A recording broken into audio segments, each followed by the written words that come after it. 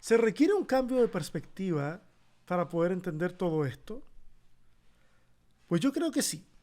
Yo creo que sí. Déjenme trabajar con dos gráficas que pueden poner el problema de manera más evidente. La visión tradicional que nosotros tenemos de los textos es la siguiente. Está una monarquía unida y luego una monarquía que se rompe. Cuando se rompe, queda el reino del sur, que es Judá, y el reino del norte. Y estas funcionan entonces como dos entidades separadas. El reino del norte se extingue con la deportación asiria. Los asirios eran feroces, llevaban hombres de un lado al otro, mujeres de un pueblo al otro pueblo, mezclaban sus identidades nacionales, se producía una siguiente generación sin una identidad nacional clara, tenían todo tipo de prácticas brutales, y entonces el reino del norte se extermina. Okay. Se van, se mueren, los matan, se mezclan y muchos huyen al reino del sur. Okay. Pero el reino del sur, cuando llega el momento de la deportación de Babilonia, entonces también pierde su identidad monárquica. Vamos a mostrar la siguiente gráfica que muestra el asunto de una forma distinta. Porque cuando trabajamos con todo esto, tenemos que ir trabajando también en función de los hallazgos arqueológicos. Cómo es que la arqueología va arrojando luz sobre el texto. Y cómo podemos explicar cuando la arqueología dice una cosa y el texto bíblico dice otra. Bueno, esto es lo que dice la arqueología. La arqueología no llega a la conclusión de que haya habido una monarquía unida que luego se separa. Esto, al parecer, es parte del relato que pretende unificar a estas dos tradiciones de gente que huye del norte y llega a Jerusalén. Y entonces hay que hacer ver cómo es que todos comparten un pasado común y ese pasado común es el que les da unidad y con el que pueden seguir avanzando. En este modelo que propone la arqueología, Israel es una nación, Judá es otra nación, ambas van por carriles separados y la unificación en realidad ocurre cuando el reino del norte desaparece por intervención de los asirios y ocurre esta huida hacia el reino del sur. Es ahí donde estaría entonces la unificación. Una unificación que va a continuar en el tiempo del exilio a Babilonia y una unificación que se va a convertir en algo ya propiamente tal, establecido, ya también dejando un montón de años en el pasado la historia original y transformando una nueva historia cuando ya salen del exilio. Y ahí no vuelven a ser una monarquía unida, porque ya no hay monarquía, pero sí una nación unificada. Es interesante.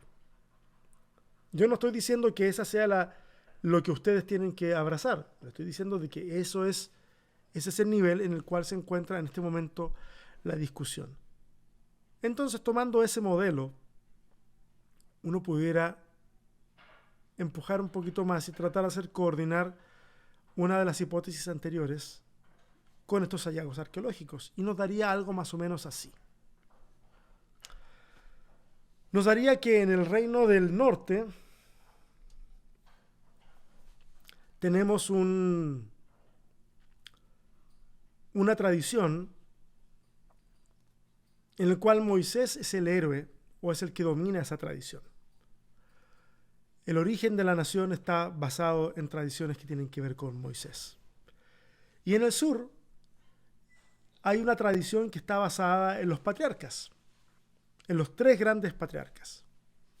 Ahí estaría el origen, ahí estaría la tradición. Nuevamente, aquí estamos incluyendo en esta gráfica los israelitas que escapan tras la invasión de la deportación asiria y que llegamos a la nación unificada.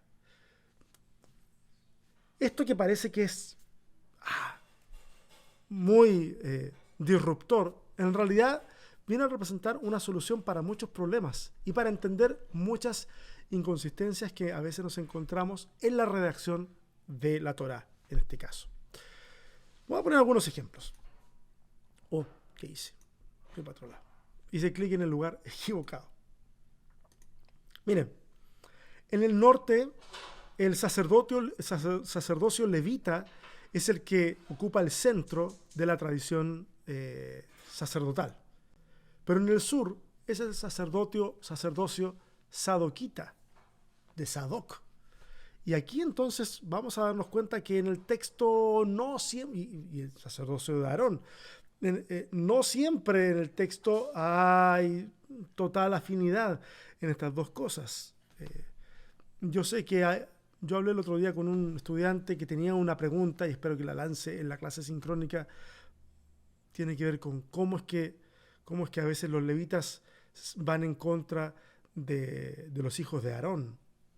Bueno, tendría que ver con estas tradiciones que se van contraponiendo.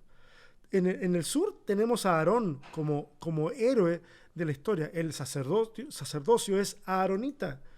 Y en el norte, en las tradiciones que encontramos en el texto, es Moisés el que aparece como héroe de la historia. En el norte, uno de los personajes más importantes es José. José figura como un personaje súper importante. No se olviden que en el norte las tribus más grandes que forman la nación del norte son las tribus que salen de los hijos de José, Efraín y Manasés. Curioso, muy curioso. En cambio, en el sur, el personaje importante no es José, sino que el personaje importante es Judá. Curioso porque en un sistema en donde el primogénito tiene tanta importancia, Judá no es primogénito, sin embargo, es el personaje más importante. Eso es muy, muy interesante. No nos olvidemos también de que en el texto bíblico nosotros nos encontramos con este cambio de nombre. Jacob pasa a llamarse Israel. ¿No será esa una forma en que los redactores, los que combinan estas dos tradiciones, quieren mostrar de que siempre fueron lo mismo, no personajes diferentes? Puede ser. Lo menciono simplemente como una hipótesis para que lo pensemos. Jacob aparecería como padre de Judá, Israel aparecería más bien como padre de José. Y fijémonos de que si hacemos estas columnas así por separado, vamos a ver que el sur tiene muchos más vínculos con las tradiciones mesopotámicas.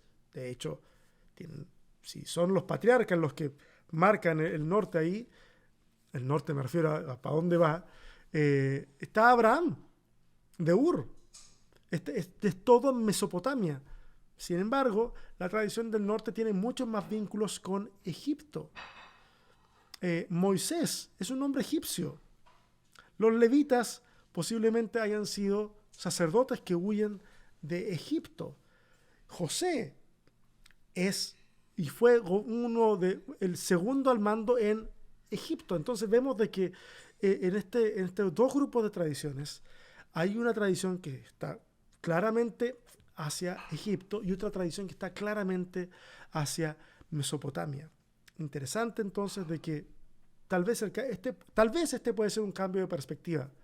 Insisto, como son hipótesis, ustedes pueden ignorar absolutamente todo esto y decidir pensar de que esto es solamente información, que puede ser una información interesante, pero no es más que eso.